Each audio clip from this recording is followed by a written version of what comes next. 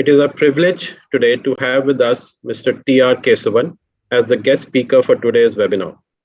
An industry veteran, Mr. Kesavan needs no introduction. He has over 40 years of rich experience in both functional and management areas. His domain expertise covers agriculture, construction and mining, oil tools, and material handling. Mr. Kesavan is the president of Tractor and Mechanization Association, TMA. He is also the chairman of National Committee on Agriculture at FICCI and actively participates and continues as the governing council member for various industrial and government associations. Besides, he is also a prolific speaker and teacher in management and marketing and lectures at various leading academic institutions. Thank you, Mr. Kesavan, for taking out time from your busy schedule. We look forward to your insights and perspectives on India's agricultural landscape and its impact on the farm equipment sector.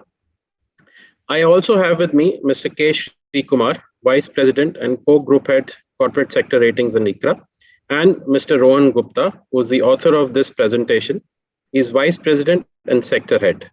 Unlike the broader automotive sector, the tractor industry was actually an outlier in fiscal 21, aided by a combination of various factors, particularly strong monsoons, healthy agricultural output, and more importantly, timely government support. The sector witnessed a strong growth of 27% in volume terms last year. As a result, the industry touched an all-time high volumes of 9 lakh units. While all the underlying demand drivers remain favorable even this time around, the sudden and the severe onset of the second wave has the potential to derail the growth momentum to an extent. With this, I'll request my colleague to share ICRA's views on the sector. Yeah, thank you, Shamsher. Over the next 15 minutes, what we'll do is we'll give an overview of industry's performance in recent periods, take a stock of the current demand drivers, and conclude with an outlook for the industry. To begin with, we'll take an update on the recent industry trends. This is a graph that we all are unfortunately all too familiar with. The second wave of pandemic has seen infections rise exponentially over April and May, peaked at around 4 times of the previous wave. While the situation has improved over the past few weeks, fears of a possible and deadlier third wave continue to play on the minds of the people. Vaccination remains the only sustainable solution to control the pandemic, and as such, a pickup in the pace of the vaccination drive remains critical. The second wave in the country also saw increased spread into rural hinterlands. So unlike the first wave, wherein the impact had been largely concentrated in urban clusters, this time the rural hinterland has also been impacted. Accordingly, concerns are abound that the rural economy may not be able to carry the mantle of economic recovery this time around. Although the second wave did not see imposition of a nationwide lockdown like last year, the regional restrictions imposed by various states started from April 2021 and intensified in May. This led to the entire country being under lockdown during a major part of May. The situation has, however, progressively eased over the past few weeks, with a large part of the country opening up gradually. As on date, except for the southern states, which continue to see a high rate of infections, a large part of the country has opened up. Aided by healthy cash flow across regions and monsoon performance, the tractor industry had seen a strong surge in wholesale volumes ever since the relaxation of lockdowns in the previous fiscal, helping the industry record a growth of around 27% in the previous fiscal. Rural sentiment, which had been a beacon of hope in the first wave of the pandemic, was expected to continue to remain buoyant. However, with the sudden and severe onset of the second wave, the growth momentum has been impeded to an extent. In addition to state lockdowns impacting dealership operations across regions, rural sentiments have also been impacted by the spread of infections into the hinterlands. If we look at the wholesale volumes which are represented in the graph here, the numbers weren't too bad. Unlike other automotive segments, there were no major production shutdowns taken by OEMs for tractors. Thus, despite several disruptions in May, OEMs did dispatches of around 55,000 odd tractors. While the retail volumes that are reported by the Vahan website reported a much steeper sequential decline, one must note that registrations for tractors, unlike other automotive segments, are not a prerequisite for usage in the fields. And as such, there have been instances of delayed registrations, extended credit being given by dealers in the past as well. With lockdowns being relaxed across most regions, the industry wholesale and retail volumes are expected to report a marked improvement over the previous month from this month onwards. Even if there was some disparity in growth trends across regions, the recovery in the previous fiscal was relatively broad-based. South was the best performing region, recording a growth of around 45%. The same was attributable to a low base and healthy farm cash flows in the region, aided by healthy precipitation and reservoir levels. In the northern region, apart from other states, Rajasthan also performed well, with holiday demand aiding the sales. In the western region, Rabi cash flows and adequate precipitation aided recovery in Maharashtra. And while sales in the central region also remained healthy, sales growth in the eastern region remained modest. Export volumes have remained healthy since H2 of previous fiscal, with demand across select geographies remaining healthy. Despite the fact that US, which is the largest export market by volumes, was severely impacted by the pandemic, tractor exports to the country remained stable, with agricultural fundamentals remaining steady. Impact of the pandemic varied across countries in Europe. However, enhanced distribution network helped the OEMs curtail the impact of weak demand sentiments in select regions and record a healthy increase in exports to the continent. Even as demand sentiments across India's neighboring countries, the key export destinations in Asia, remained relatively somber over the past 1 year, there has been some revival over the past few months. Import restrictions in some countries in Africa, for example, Algeria, have impacted exports to the continent over the past 2 years, and OEMs are working on resuming supplies to these countries through alternate distribution arrangements and remain hopeful of a revival in volume soon. Moving on to an agricultural update. Even as India's overall GDP contracted in the previous fiscal, agricultural and allied activities remained a silver lining and registered a growth. We have had consecutive health crop cycles, and advanced estimates point towards the continuation of the same. The government in the Union Budget in February 2018 had announced that MSP for crops would be fixed at a level of around of a minimum of 1.5 times the cost of production. This had led to double-digit hikes in MSPs across crops in the subsequent price revisions. Over the past 2-3 years, after such a substantial price increases, the MSP hikes have remained modest. But if we want to look at a longer-term trend, then MSP for crops such as wheat and paddy, which essentially remain the two key crops procured, have grown at a healthy CAGR of around 7 to 8% over the last 15 years. Crop realizations have remained supported by enhanced procurement. As per official figures, the government has shelled out record sums to farmers against procurement of rice, wheat, oilseeds, and pulses over the past few procurement seasons. If we specifically look at beef procurement, after an increase of around 20% in outlay in 2020, the outlay has further increased by around 10% in the current round of procurement. The enhanced procurement has remained key in ensuring stable crop realizations and supporting farm cash flows, thereby aiding industry demand. Coupled with enhanced outlay for procurement, the government has also been supporting the rural community through substantial increase in payments under Manrega and PM Kisan. In the previous fiscal, the government has substantially enhanced the outlay under Manrega with a view of supporting the migrant workers as they struggle during the lockdowns. While the budgeted outlay under the scheme for the current fiscal has reverted to earlier levels, in case of any sustained lockdowns resulting from COVID outbreak, the government is again expected to step up the funding allocation for the scheme. Moving on to an update on monsoon. Monsoon rainfall remains critical for the healthy farm cash flows and consequently domestic tractor industry prospects.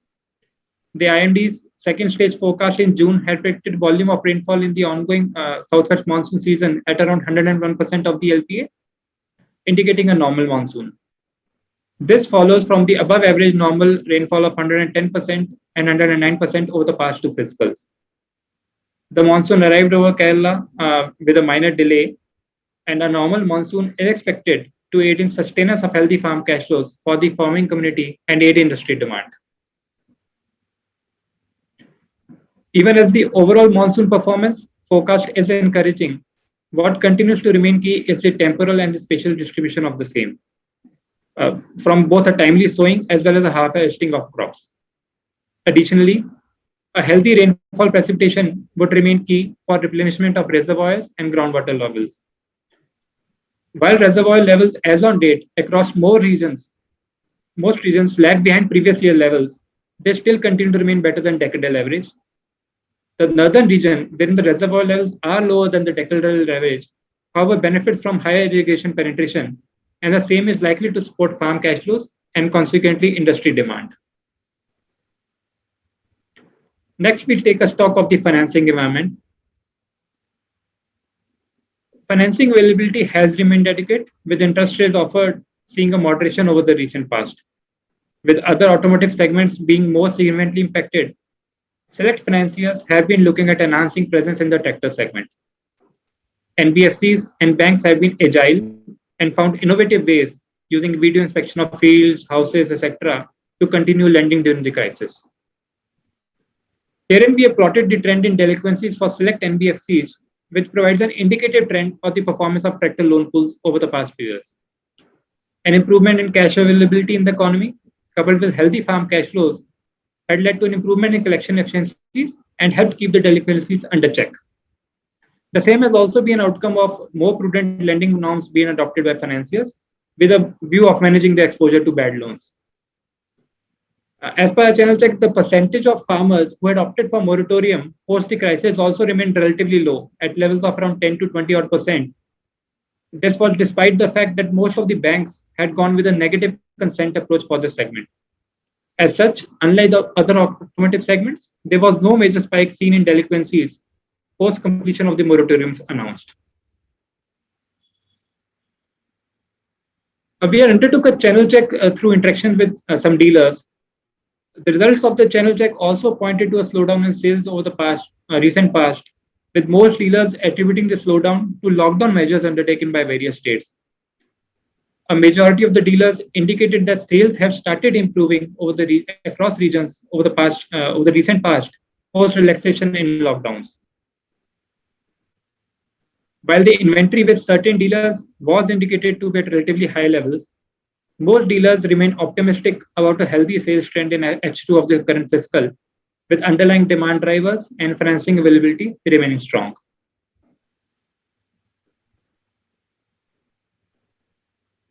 In summary, we expect a stable rural cash flows to support industry demand in the current fiscal. IMD has forecast a third consecutive normal monsoon, which, if it materializes, would be a first in a long time. The same is likely to keep farm sentiments healthy. Other government support measures and incentive schemes are also likely to be supportive. The one thing which could lead to a moderation in demand would remain a resurgence in COVID infections across rural areas and consequent state lockdowns, which would disrupt OEM and dealership operations. Impact of higher healthcare costs as a result of higher spread on demand also remains monitorable. In addition to strong agri demand, holiday demand has also improved significantly over the past few months, led by continued push of the government on developing rural infrastructure. The same is likely to support industry volumes in the current fiscal. Moving on to our industry outlook, we had a forecast of around 4 to 6% of growth in volumes for the fiscal previously. And in view of the expected impact of the second wave, the same now stands at around 1 to 4%. Again, as I mentioned earlier, downside risks to these estimates emanate from spells of unfavorable rainfall leading to crop damage and a resurgence in COVID cases. It needs to be taken note of that given the high base of the previous fiscal, even stagnant volumes in the current fiscal would still be very strong volumes for the industry participants. Despite expectations of some margin pressure, the operating margins for most OEMs in the industry are expected to remain at healthy levels, with return indicators being robust. Herein, we have plotted aggregate data for 3 listed tractor OEMs, and as can be seen in the graph, the return indicators had rocketed in FY21, aided by operating leverage benefits. OEMs continue to focus on developing new application-oriented products and are working on emission norm related product launches. In line with ICRA's stable outlook on the industry, the credit profiles of OEMs are expected to remain healthy, supported by limited debt, healthy cash and liquid investments, and limited investment plans. The strong credit profiles are reflected in the ratings and the recent actions for the players in the industry. As can be seen, most of them continue to be rated in the high investment grade categories. We end with key takeaways from the presentation. Even as uncertainty with regards to evolution of the pandemic exists, long-term demand drivers for the industry remain intact. Healthy financing availability and agri cash flows are expected to continue to support demand. And as always, monsoon performance remains critical for the fortunes of the sector. With this, we end our presentation and we would be happy to take any questions from the participants. Over to you, Shekhar. Thanks, Rohan. For the participants in the call, if you have questions, we request you to drop in the same under the Q&A box. We will get it answered from our guest as much as possible during this call duration. In the meanwhile, I have a few questions to you, sir. To start with, FY21 was a bumper year for the industry. Would be great if you can share your insights on this record sales in FY21, especially the second half surprised most of us. Okay. I think if you really look at it is last year, I mean, for us, that year is gone out and closed for me. I mean, that's how I think all of us work. Once it closes, we close the books and see what happens the next year. See, last year what happened was, though there has been an initial period, if you really look at the numbers last year, the biggest problem actually came up in the month of March. That's where really lost numbers. Then it slowly picked up in April, May, and then the second half really went well for multiple reasons. First of all, one is the monsoon has been good. I think, very few years, India has seen two consecutively good monsoons, number one. And now if this continues, it's going to be third year when India is going to a good monsoon. So that definitely helped the tractor demand. But what we all tend to forget, I think this is why every time when I have this kind of presentation, I tell them that never look at the tractors in the short term, because last year was good, but the year prior to that, we actually dropped volumes. That is something you would also notice when we really talk about it. So if you really see, there is always a very high seasonal trend in tractors. So when everybody was very happy to see that last year, despite of the COVID, the tractor industry did extremely well. Yes, which is very true compared to the year before last. But we also need to somewhere realize that year before last, the industry was definitely on the lower scale. Really, if you ask me the numbers, let us look at the numbers on the total numbers when you really come to last year. When we did 899, close to 9 lakhs, year before last was 7 lakhs and odd. And but if you go L-2, it used to be 7.87. So if you really look at it, I'm allowed to look at it as a growth from 7.9 lakhs to 8.99 lakhs. I think it is much more meaningful for me because I'm looking from 17-18, 18-19 and drop in 19-20 and picking up 20-22. It is nice to see the growth, but let us not forget that tractor industry is definitely seasonal. But in the COVID time, with all the positives that happened in the industry, a little bit of a pent-up demand of the year before last. I mean, whatever you call it, L-2 for me. And so this is what actually has helped last year. Plus, the other factors which help the tractor industry is I think you have covered a lot of that in your presentation, the right kind of MSPs, the prices, the availability of food grain. See, many a times we look at only food grain as the main area. I think a stage has really come for Indian agriculture to look at other than food grains like fruits and vegetables also into consideration when you start calculating the income of the farmer and the disposable income of the farmer. And this all becomes very meaningful. See, sometimes you feel why South is doing better in certain areas. You said, yes, there is a reason that we have the industry numbers are earlier also small. But I also not forget that many of the other things I talked about, just drop rice and wheat, the other areas of growth in the south. I think I will have to give that credence for both for Tamil Nadu, we're part of Karnataka, certain areas of Telangana and AP. So I think that also need to be looked when you really start measuring the farmers' income and the disposable income. And my feeling is with the changing trend of fruits and vegetables strongly coming up in the Indian market, and also some of the states sort of mandating the MSPs of fruits and vegetables and the consumption increase of fruits and vegetables. I think these are all the silver lines as far as I am concerned for the mechanization industry. Sure. Talking about the current year, sir, we did discuss about this case of rising infections in the rural market. Should we be increasingly worried about this particular pattern, or considering that on the other side, like industry continues to be benefited by the government support measures, and as you also touched upon, the monsoon guidance is also kind of comforting. How do you see the near-term outlook for the industry? I think the best thing for year two, one is definitely government is supporting. I mean, let us park it. But what actually drives the numbers is the how the farmers look, feel, and find comfort in the near future.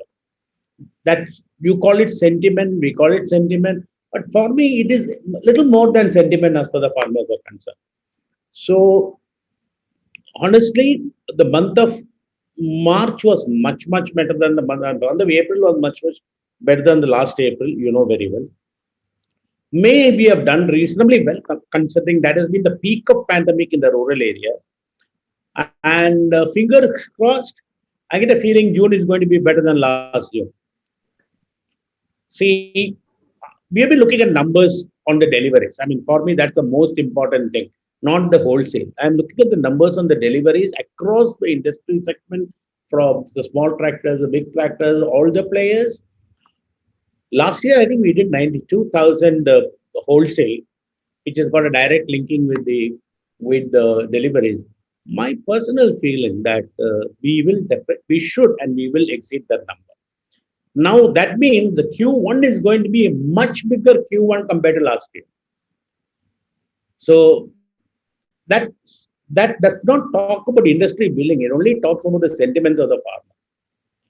And one interesting thing which I noticed is because there has been a 7-day, 10-day shift in the monsoon, I think this year the industry will tend to drive till 15th of July. See, what normally happens when the monsoon starts, you suddenly find July going down. And because of general delays, what is happening? June will be a good month. And part of July, up to 15th of July, because the delay on the monsoon will be a good month. And then it will slowly taper down. And when by the time monsoon gets over, back to September, October, November, I think I'm thinking there's going to be once again booming. Now, the booming is a percentage. I mean, so you said 1 to 4% is your. I come from a different angle. I think I told you this also. For me, it is 7 plus minus 2%. So a verse short of 5, it can go up to 9, depending on where we are going. So it's not all that bad, to be honest. Great. So this pandemic has also thrown us, a good amount of opportunities. So for the industry, what do you think that there has been a structural shift or change in pattern? What all things that have actually, be it the segmental mix or a HP wise mix or a geography related stuff. How do you see this post-pandemic impact on industry? I think let us look at this from the company's point of view, and then I'll come down to what's happening to the farmer point of view. See, company's point of view, I think this is the first time the tractor industry has learned that we can also do phenomenal digital marketing. Because people are worried about a farmer digitally, kya hone wala hai? This is going to happen, but no. I think we have learned to do digitally market. We have learned to not be physically present, but still able to sell a product to the farmer. We are able to do almost everything with respect to customer support digitally, and only at the point of actual interaction, we have to send people to the farmer. See, what we have done is rather than bringing farmers to the dealerships, a lot of us moved it that can I send the people to the farmers much more safer. because you don't get people crowded. And in all said and done, even today, if you really look at me, rural I divide into two. One is the rural market, the way rural, the small group of clustered communities in rural, and second is the farming sector. Farming sector in rural is not clustered; it is still spread out. So it's there. If you really ask me again, if I divide today's problem of the COVID, yes, there is a problem, higher problem of COVID in rural, but then it is COVID clusters in the rural market. But if I look at farming by and large, I think still, grace of God, we are much better protected. So this is really helping us. So that is one learning. Second learning, I think, if you really ask me, is there has been genuinely a reduction in the overall cost of almost all companies, because the bigger costs are the promotion, the travel, and you can start listing down. We find that we are now learned how to do things better. Now, when you say when we do this better, I think it's also going to help on a long term in order to control the overall cost. See, there is one end has been a material cost problem, but I think we understood how we can manage it, and we how to moderate it, because we are able to do a lot of cost uh, saving or avoiding the cost which we thought earlier. This without this it will never work. I think that mindset has completely changed today, and especially tractor industry is a big thing, because I don't think we or our dealers would have ever thought this will happen. So I think it's a good thing what has happened, and my feeling is a lot of these learnings are going to stay. So then comes to the third point is what we noticed is that the many farmers have also started utilizing their equipments and also hiring it out for others. Now, this hiring it for others is an interesting concept, basically because that gives an additional money to the farmer's pocket who has got already an equipment. Now, normally what happens is for any kind of rental system, we want people to put in new capex. Somewhere we forget that there is a lot of capex spent lying there. Like we have 55 lakhs of tractors and matching implements in India. Imagine if all these fellows can work 100 hours more in a year. Just imagine the kind of number of hours you will be working, and the amount of money you'll add it to the farmers, plus also the service you'll be rendering to the farming community. Honestly, I think that has also been much better during the COVID time. Two, three reasons. One is the migration of labor to some extent. More than migration, I'll put it that non-availability of labor at the right time. See, migration is migration, but non-availability at the right time, the worst situation. So I think that has been taken care a lot by able to rent. We also, as a company, we also participate and given a lot of free rental. That is why I'm very strongly able to talk about it, that we see that it's impacting the people. So let me stop here. I think it's not, so these are the things. There's one part is the learning from the company. Second part is the learning from the farmers. And they also realize that at the end of the day, they can count on. I mean, let's make that important. I think they also realize they can still count on agriculture, because a lot of people thought agriculture, I don't know, really last year it became 20% of the gross production, GPD or GDP, whatever you call it. It came to 20% last year. I think the first time ever the agriculture is reaching that stage. So I think that confidence has started coming into the farmers also. Government support is definitely helping. I mean, I'm not only talking about the central government, every state government, one way or the other, has helped the farming community. So I think it's a good sign. Sure. So should we also see increasing preference for the higher HP tractors this year for the reasons that you mentioned? I won't say so, because again the question comes is, see, I'll give you a very simple thumb rule in this. See, if I have to run one tiller and a heavy duty tiller, I mean, that is the most, that's the one implement which deserves a high horsepower. It requires around 15 horsepower, 10 to 15 horsepower, depending on which soil you're using. So even a 50 horsepower tractor can still run with a 5-9 tiller, and which can normally cover a reasonably good set of Indian farmland. So I don't really anticipate. And I tell you one more reason why I don't anticipate it. I think you will come this in your next question sometime. See, Indian tractor ownership has got two parts. One is agricultural base. Second is used for the other than agriculture. The minute you use for other than agriculture, one important things come to everybody is that yes, reasonably, yes, a tractor around 50 or less has an ability to consume less fuel, still do that kind of a job. And because see, really the tractor, when it comes to haulage, the only time the tractor really needs a large power is to start pulling. Once it starts pulling, it is rolling. So if people say, I use a high power tractor, so it helps me to pull faster. That what happens 5 minutes. Thereafter, it is rolling.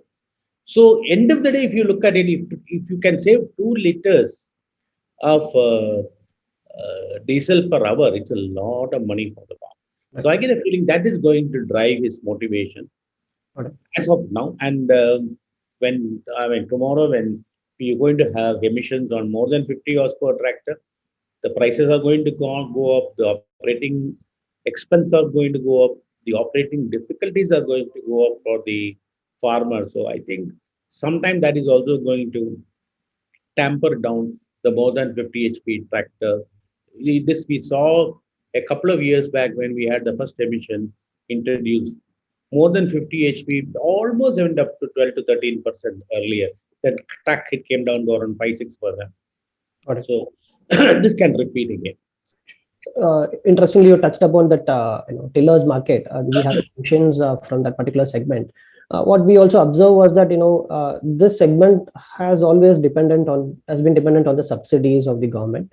And during this post-pandemic era, we do see that the industry has kind of benefited from the import ban. So what would be your view on the tiller segment over a long term? Like, how do you see the competitive landscape, or be it in terms of the demand out? How do you see that? See, again, let me go back to the usage pattern. As I told you, see, tillers may cost 1 lakh or 1.5 lakhs, okay? And if you are a good quality tiller, I generally say or treat up to 1.5 lakh. I'm not talking about the, the kind of throwaway imports which has happened, which has also been drastically bad after some time. And all the manufacturers agreed to that. It has all, people came in and thought they can make money at one shot and walk away. So actually, it's around good tillers are 1.5 lakhs. The trouble in a tiller is the period in which you can use a tiller is limited. You can use it for the small lands. You can also use it for weeding. But so that limits, and plus you need somebody to walk behind.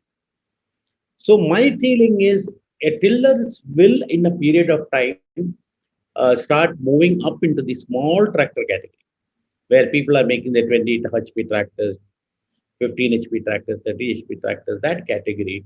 And you will find a slight of change on the tiller market happening. And we expected this to happen much earlier, but I think it will probably start happening now, is what I feel. It's not going to happen like that, because there are a lot of people who still are very poor, and tiller give, why there is an area where tiller used to do well was the kind of subsidy what were given to tiller was huge. So a fellow with probably 30,000 rupees could buy a tiller. Okay, but now what is happening is even a tractor is becoming like that, up to 90% if you're offering. And then the resale value of tractors are much higher than tiller. So my feeling is, as the farmers start coming up in the ability on economic activity, I think they will start going for something which is comfortable for them. It's a question of time, but it will happen. And what about the used tractor market? So, like, how does it shape it up? Used tractor market. The used tractor market always remained in India. So last time also, I think when we discussed this, I think we talked about 30-40%, I will say used tractor goes from one hand to the other. But the question is, you don't give up a tractor.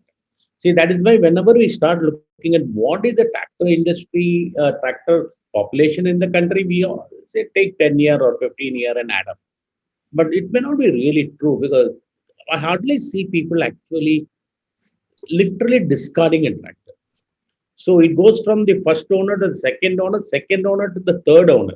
So that's something like it continues across the country and region to region. You will find the Punjab tractor landing up in the nearby places, and from the nearby places moving to some other states. And this I have seen. So it is something like a silk route. It just goes moving in certain directions, different routes for the horsepower tractors. So I think it's going to continue. It's not because that is why I think that saturation, when you talk about saturation of tractors or mechanization, we need to take these also into consideration, which we don't actually. Okay. So there is one question with regard to the technology in the tractor industry. They want your views in terms of how does it compare with other industries, like say in auto space, passenger cars, or how advanced or where how much we have to catch up. I can only answer you one thing, that less than 100 horsepower tractor, I think we are the number one exporters into the world, including places like USA and Europe now. So it's not that we don't have the technology. Let me tell you that. See, we have all the technology what is needed, but the question always comes is, I think again the question is, tractor is a workhorse. As some I think tractor is more look like a donkey which can do the work. I think we explained that. So a farmer likes to get something which can do his work. That's good enough for him. He is not looking for the fine things. I mean, what I'm saying is whether I have a Maruti 800 or today I buy a BMW, I still travel from one point to the other in X amount of time. Okay, I buy a BMW because thoda izzat badh jata hai mera. Whereas if I am buying an engine, I'm not worried. If I'm buying a genset, I'm not worried because that I'm buying for a productive use. The same thing applies to a tractor. I'm buying it for a productive use. So as far as the farmer thinks that he's getting the value for money, is fine. And one example to give you is go to the north where there are really hot climates or dusty climates. I know you've seen that they remove the bonnet and run the tractor. They just cover it with something and run the tractor. The beauty is not the criteria there. So you ask him, why are you doing it? He says, I've kept it very safe. So when I resell it, I put the bonnet back, it looks new. Now, logically, you can do that even for a car. You don't do it. So that is basically, that's a izzat situation. So I'm not too much worried. I think you want adequate technology for tractors for Indian condition. But if you ask me a different question, like do you have adequate technology for the implements in the Indian condition? I think that is where we have a long way to go. Okay, that was my next question. One of the questions is in terms of these implements or, with regard to the farm mechanization. This has not taken off as much despite tractors being a high costing equipment in the mechanization space. Any reasons for that? See, actually, again, let me go with this. One tractor can do multiple implements. So I can have 5 or 10 implements and still do with the tractor. Okay. The question here has been, I will blame this on the policy side. If you look at 4 years back, implements were reserved for cottage industries. Now, once you do that, there is limit, and then it became a village industry. Every village will have one fellow making implements. What is needed for that? So what happened was many large companies never got into implements because you can never compete in those areas. But with the change happening and opening it up in the last 5 years, I see the change. And many big companies are slowly coming into the implements. And the implements will definitely change the way we work only if we can actually tell the farmer, prove to the farmer that by using the implements, he is able to cut down the input cost of all the materials that he is putting in, whether it is a seed or a fertilizer or even water or anything related to that. And you can also reduce the soil problems with respect to carbon deterioration of the soil, losing carbon. So I'm really talking about conservative agriculture. I think we are slowly moving into the direction. Now it's a very funny equation. When I get into a conservative agriculture, the power per implement comes down. Which is also good because then you don't really have massive things you don't burn up fuel.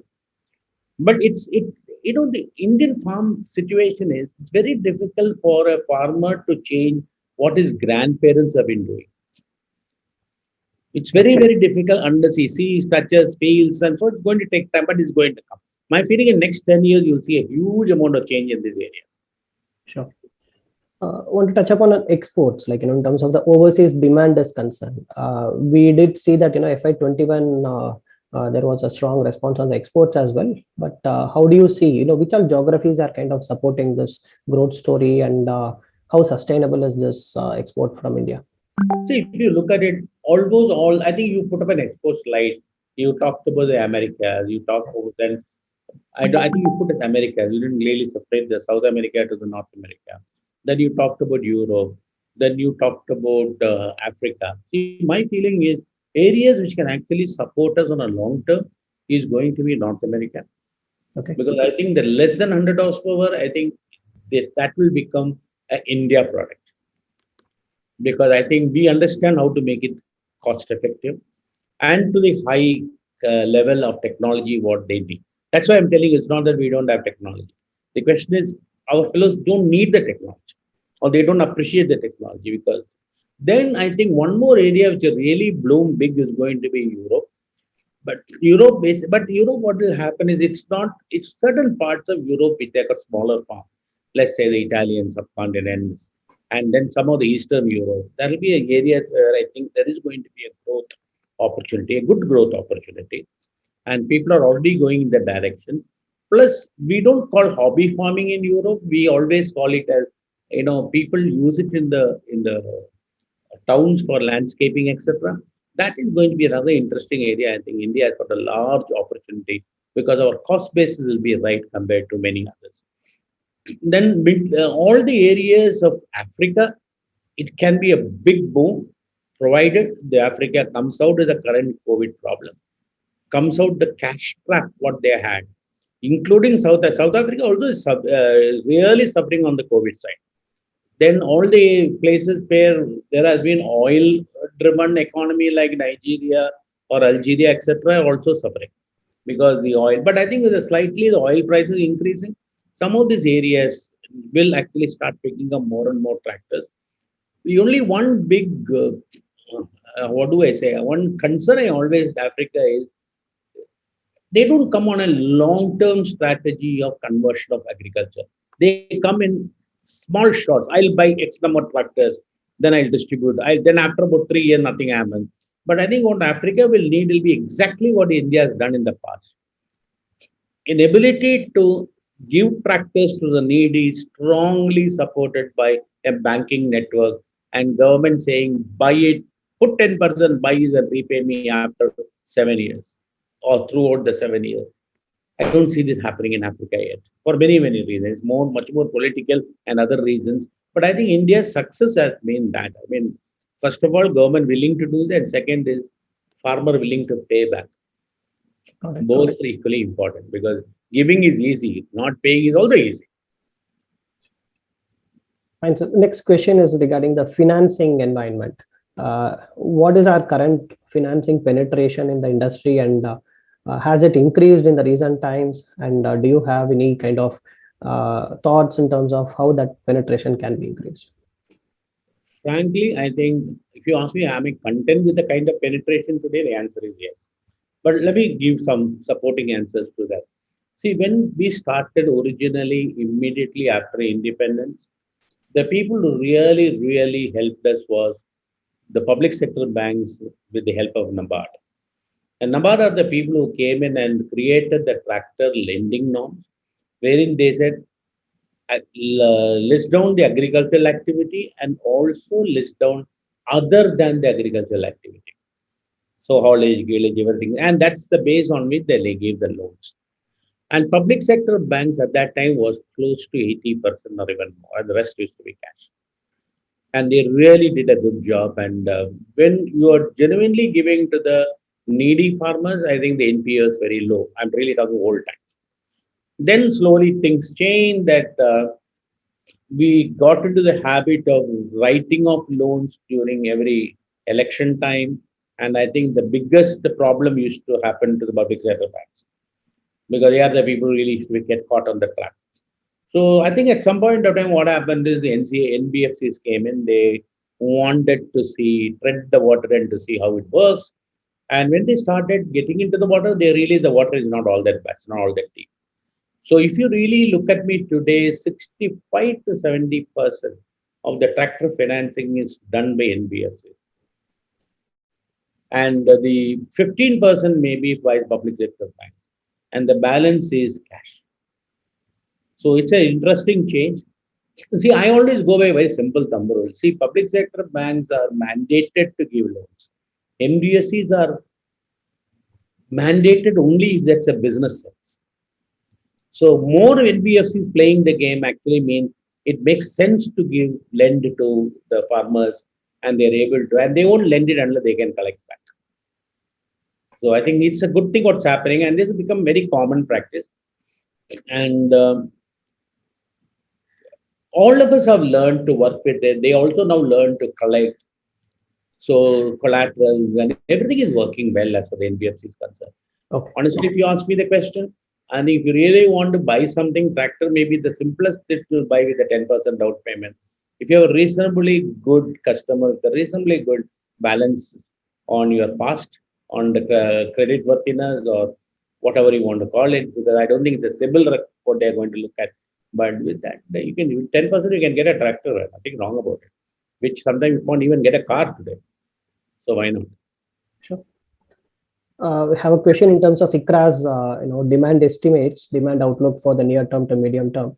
Rohan, would you like to take this in terms of what is the peak annual tractor demand in India, and when does ICRA estimate this to have been reached, and what is our 5-year CAGR estimates? So in terms of peak volumes for the industry, as I mentioned, obviously last year when we reached 9 lakh volumes was the peak level for the industry per se. So our growth estimates for the current fiscal, as you shown in the presentation, were around 1 to 4%. And in terms of long-term CAGR, we would continue to have a long-term CAGR of around, say, 6 to 7% for the industry, given that the fundamentals for the industry obviously remain solid. So in terms of the fact that the mechanization has to improve, there has to be an improvement in mechanization, and the tractor being a prime mover, that will continue to grow as and when mechanization plays a more vital part in the Indian agricultural space. So as and when farmers become more aware of the benefits that mechanization can bring, it is bound to increase. Plus the fact that availability of labor, while it is not an issue as on date, the costs of labor are likely to increase. And as such, there is likely to be a gradual shift towards mechanization as we move forward. So we emphasize that while the penetration, as I mentioned, for example, if we take a tractor population of around 13 to 14 odd years, the tractor penetration could be anywhere around 45 odd tractors per 1,000 hectares per se. But we are still a long way from this market being over-penetrated, and there's still a lot of scope for growth. Very true. Let me take this question slightly differently. I may take this question as, what is the potential of growth in mechanization?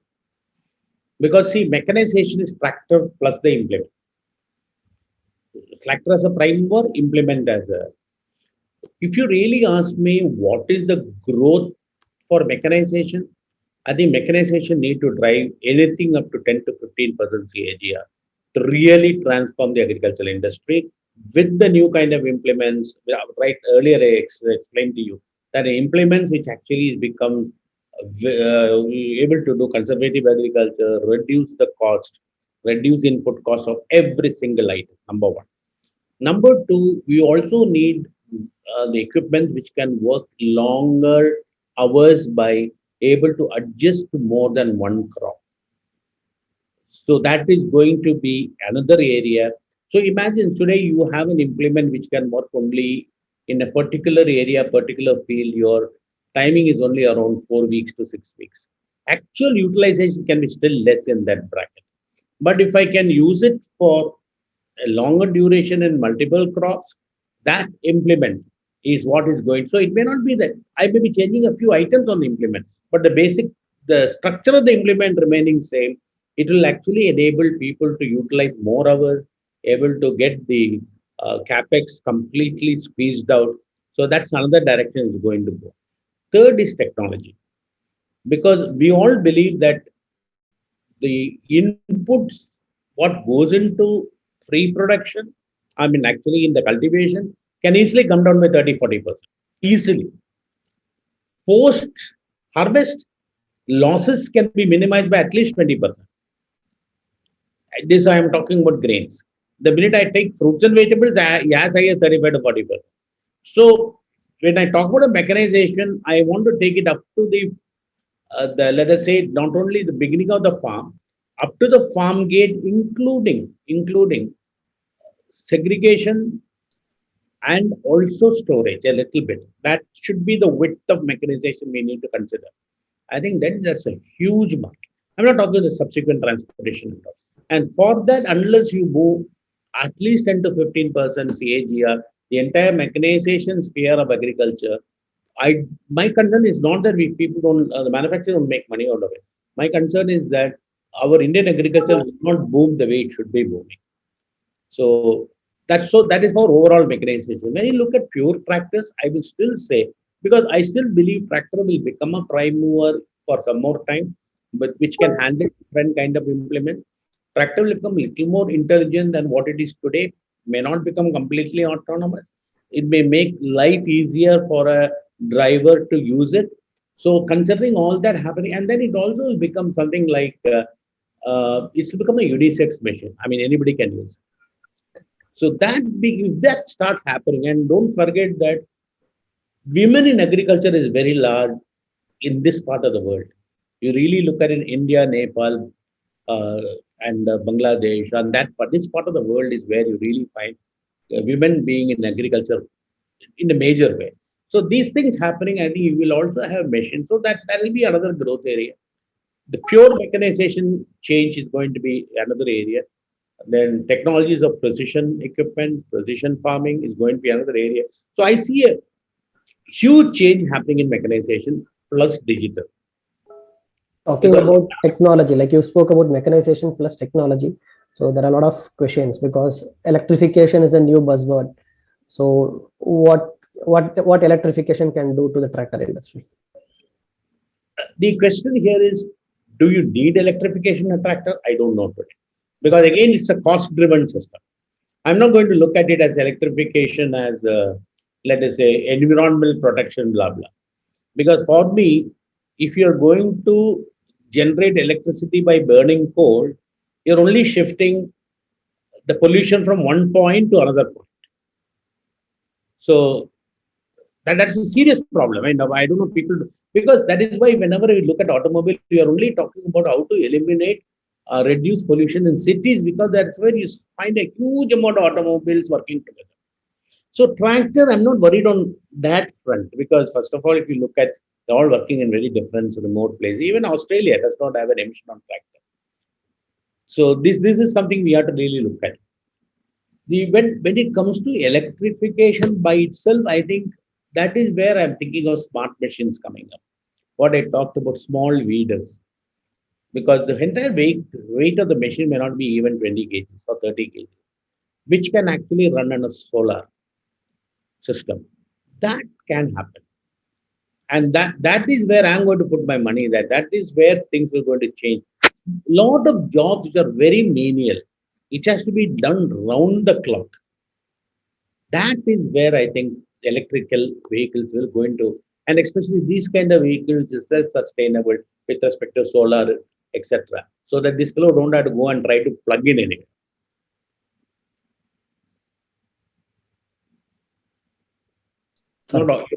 Yeah, there is a question with regard to the size of the farm implements market, like non-tractors market in India.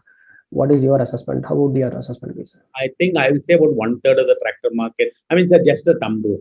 The best people who can tell you will be Amma, who are basically but the trouble there also is so much unorganized market there. It's extremely difficult to add up everything. Right. Right.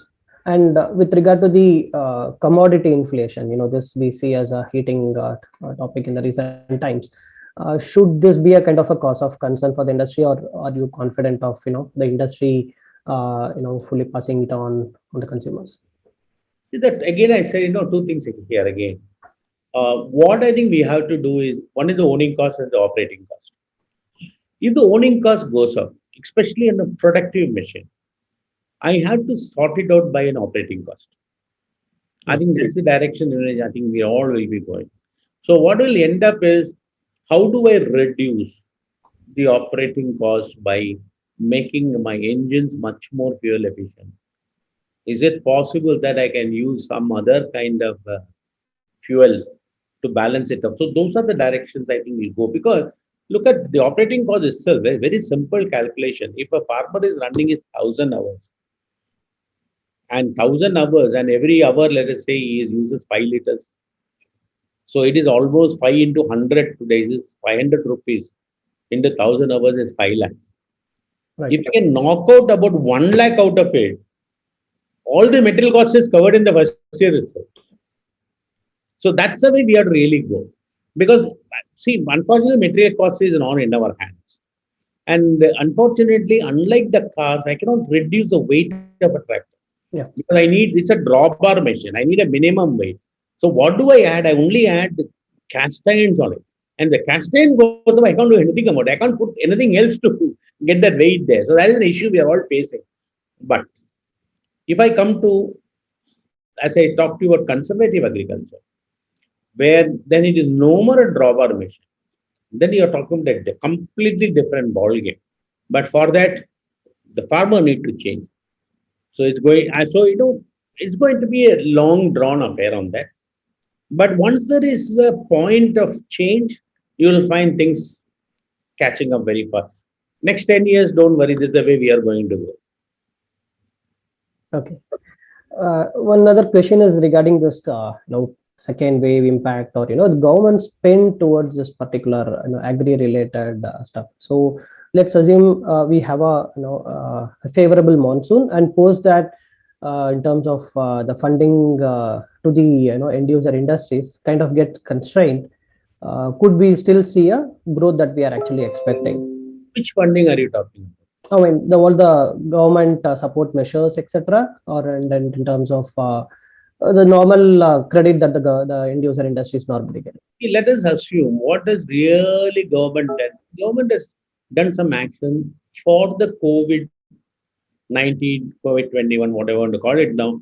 Is they have done only to offset those perceptions and also difficulties the farmer faced. But what people forget is, and this has gone to the really, really poorer section of farmers. Whereas there is a section of farmers who really tend to buy equipments and all, I will always categorize them little above this. But this has actually helped the overall positivity in the farming rural community. High procurement, procurement was almost 14% higher last year. That I think is not going to change. You saw the first quarter procurement, what has happened in the government.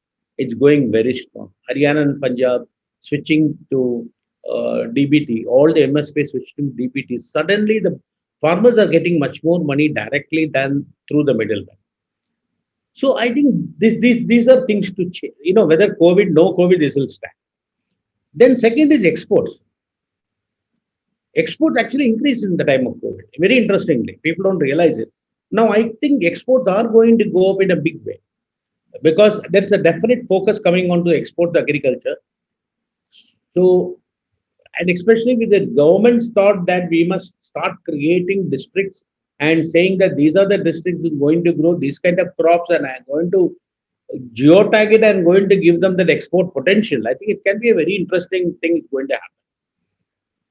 Right or wrong, the mandis, the so-called agriculture product marketing, the changes, what has happened, the e-norms, what has happened.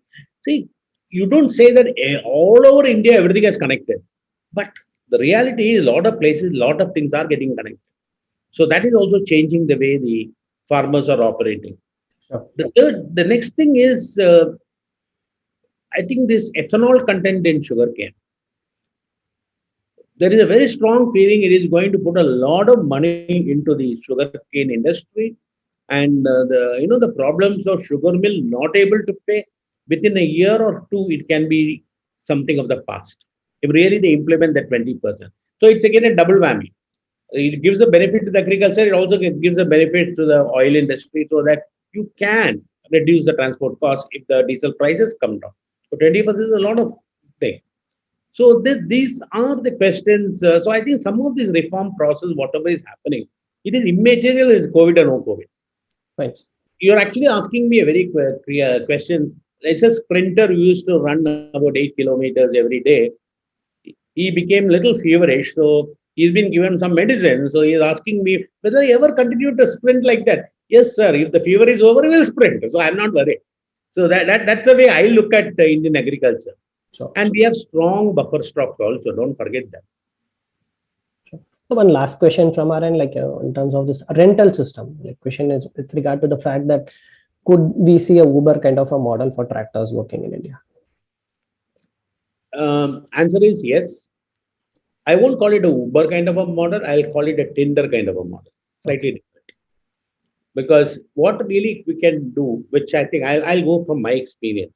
What we have done is, I don't want to talk about the particular company, but still you are asking this question from TAFE. What you have done is we have created a CSR model where the only thing what we do is, if you want to rent a tractor or an implement or an equipment, if you are logging onto the app, it tells you in the 5 kilometer range where all the lenders available, the 10 kilometer range where all the renters available, and the 15 kilometer range where all the lenders, beyond that nobody goes to take a rental. And it also gives the numbers, gimbals, everything, so they can talk to each other. So there is no money transaction through the company. The same thing when if you're a renter, you know where all the rentees looking for.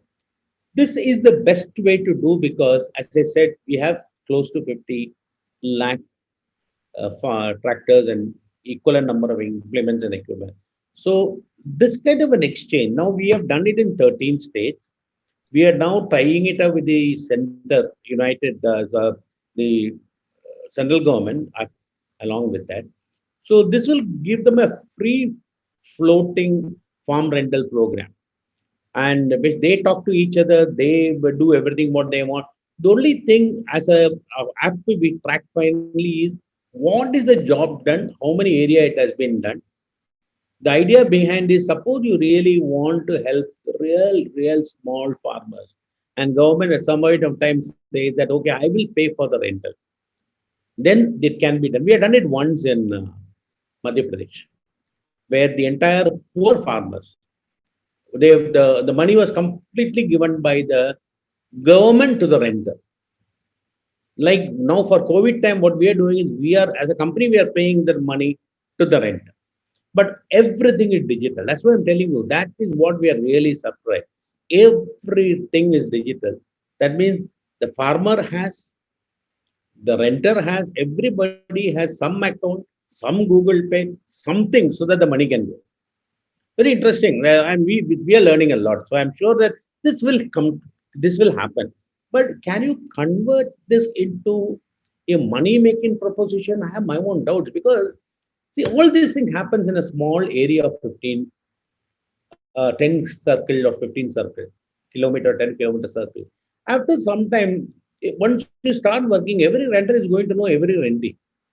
So if I say, I'm going to charge 100 rupees, sometime he'll say, bye, I know this.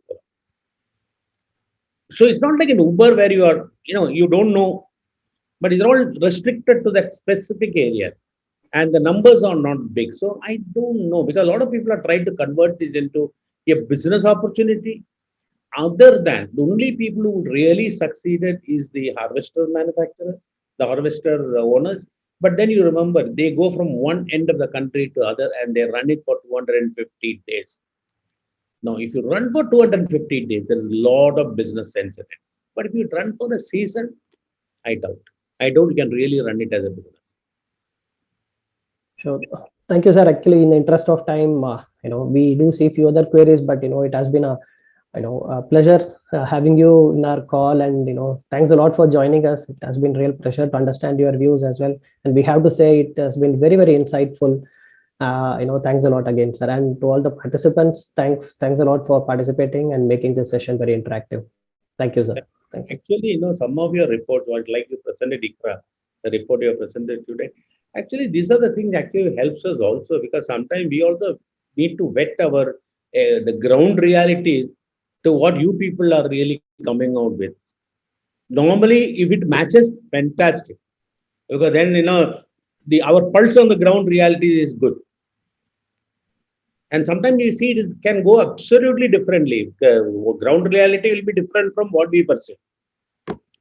So good. Thanks a lot, buddies. Thank you, sir. Thanks a lot. Sir, thanks for your time. All the best there. Thank you. Let me stop. Bye.